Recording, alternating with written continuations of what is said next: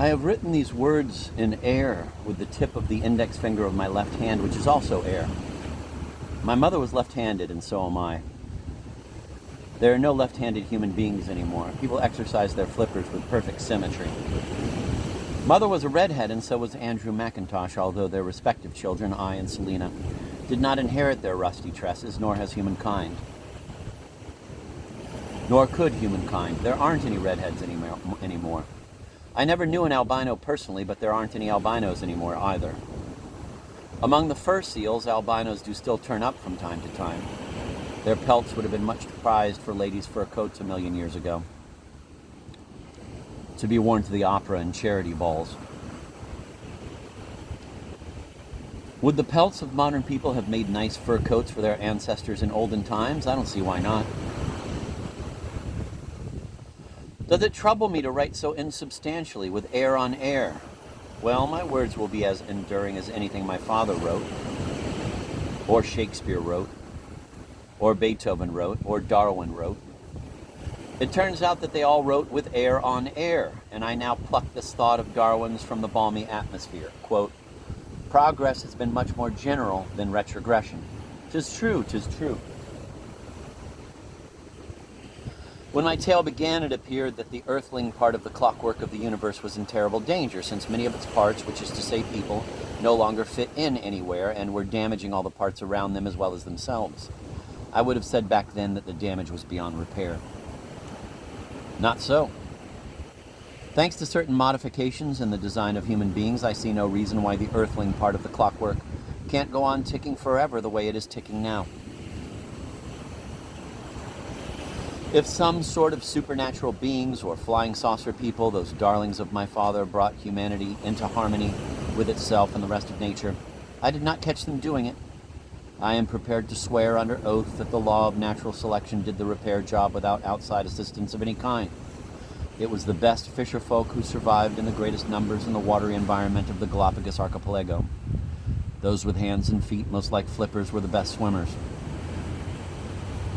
Prognathous jaws were better at catching and holding fish than hands could ever be. And any fisher person spending more and more time underwater could surely catch more fish if he or she were more streamlined, more bullet-like, had a smaller skull.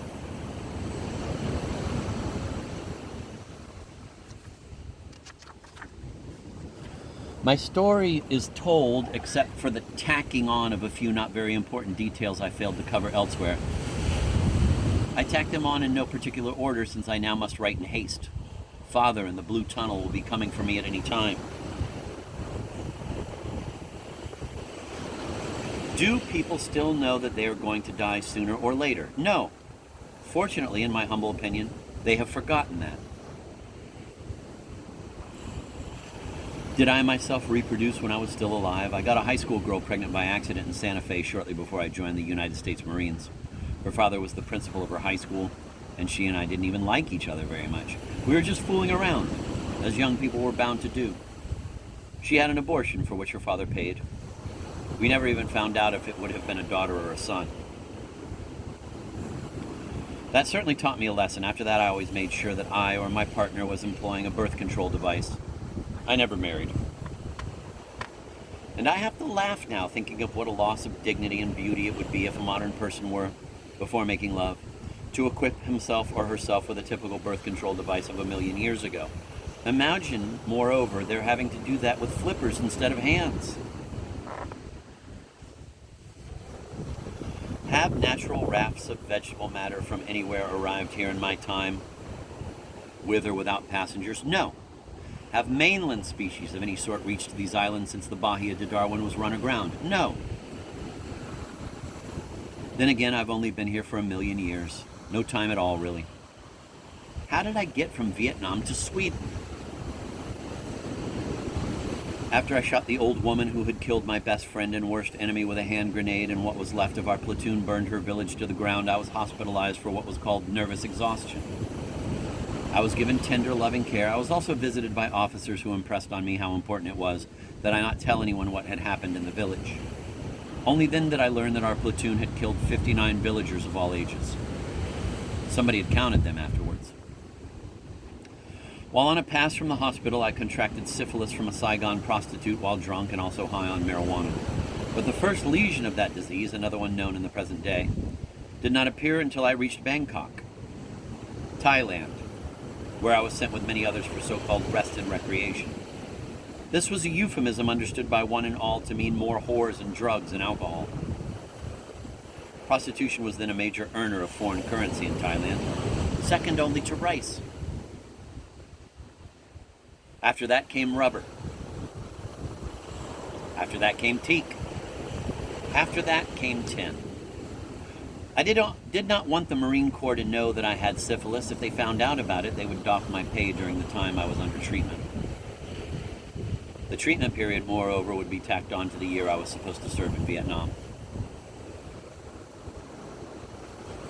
So I sought the services of a private physician in Bangkok. A fellow Marine there recommended a young Swedish doctor who treated cases like mine, who was doing research at the University of Medical Sciences there. During my first visit, he questioned me about the war. I found myself telling him about what our platoon had done to the village and villagers. He wanted to know what I had felt, and I replied that the most terrible part of the experience to me was that I hadn't felt much of anything.